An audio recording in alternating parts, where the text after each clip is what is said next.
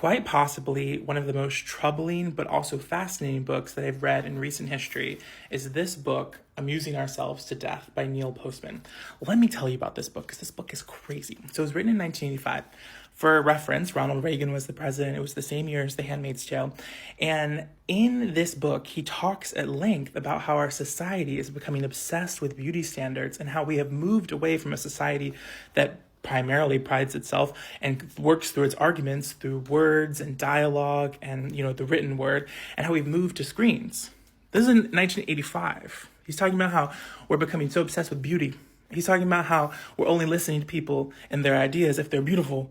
He's talking about this in 1985 because he's talking about how news, which once was, it was well researched and it was something that didn't come out every single day and there wasn't the 24-hour news cycle. He was talking about how there used to be like a whole different type of apparatus, but then the Daily Telegraph invented like breaking news in which we now hear every single update about celebrities as it occurs. And he basically is talking about how we have moved as a society away from language to screens. And his primarily gripe is TV.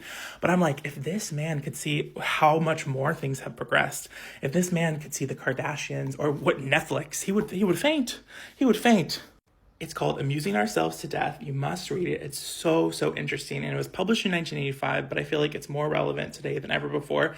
And he's really given me interesting, just like fascinating ways to think about what does time even represent. Like he talks about how the quantification of time itself is something that like moves us further away from these more like vastness of our connection to spirituality in the universe. And he does it so much better than I could explain on video. So go read this book.